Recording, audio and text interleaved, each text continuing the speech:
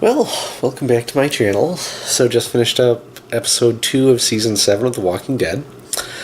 This was definitely much more restrained than everything that happened in last week's episode.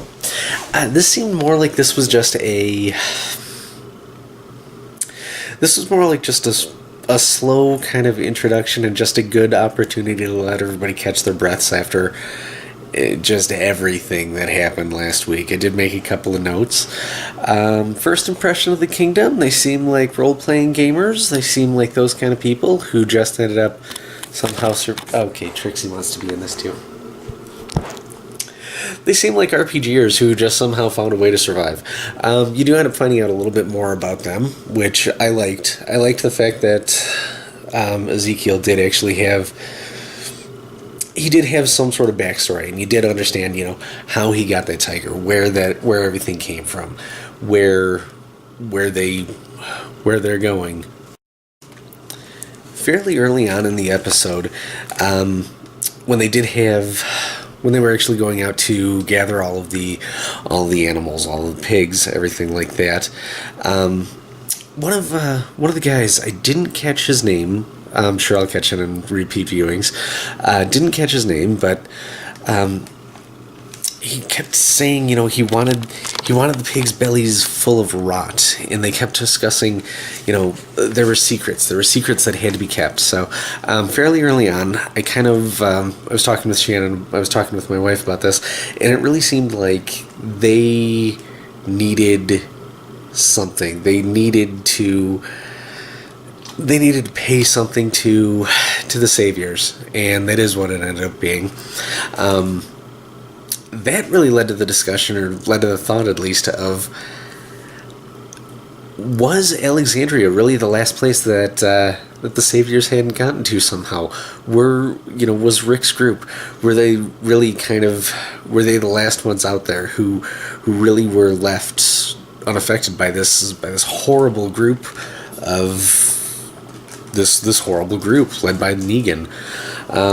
I would have liked to see a little bit more Negan in this one.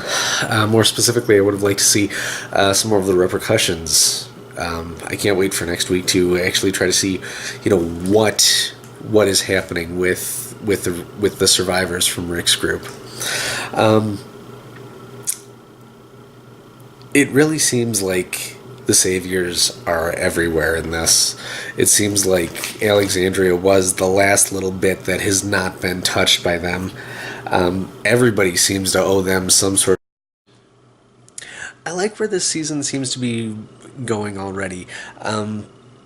Everything with the saviors really feels like this is a good way to actually just kind of reboot this and give this a good kick in the pants and just kind of restart everything.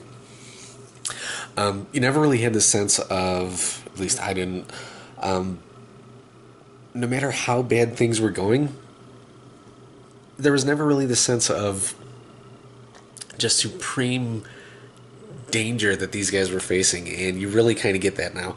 So I'm interested to see where this is going. I'm interested to see where this is headed. I do hope that, honestly, the gore gets toned down a little bit, mostly just because I was talking with my wife about this, and I'm a huge fan of Game of Thrones, and it seemed like after Game of Thrones did their thing with Oberyn in the mountain, the Red Viper versus the mountain, that whole thing with, eyes gouged and then head pop, then all of a sudden it seemed like, this show, oh my god, we need to actually, be really gruesome and graphic with this. And then American Horror Story this past week, which I was going to talk about American Horror Story in one of my videos, and then I finally decided it's not even worth talking about. That show, jeez. Every time it looks like this is going to be a promising thing, the first season, Murder House, phenomenal. Absolutely phenomenal. Wonderful, wonderful season. Just creepy, spooky, awesome. And every time they've done something else, I've looked forward to it and then just been horrifically let down. And that's exactly what's happening with this season of American Horror Story. So it's just not worth it to me. So, let's see. Oh yeah, I did also want to, this is a little bit out of order. But I did want to post a little bit of a non-spoiler review for The Walking Dead. So, some stuff happened. Shit didn't go down quite like it did last week, but, some stuff happened. I noticed that King Ezekiel has his tiger with him all the time. And I've got somebody who watched the show with me right by me. She's a little bit more fearsome than Shiva, but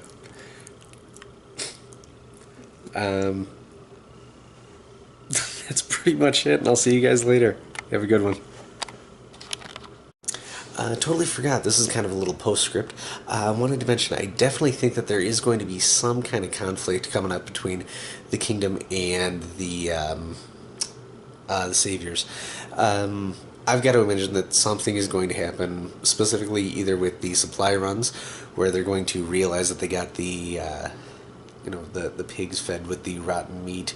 There's going to be something that happens with the produce next week, or Rick is going to somehow screw this up.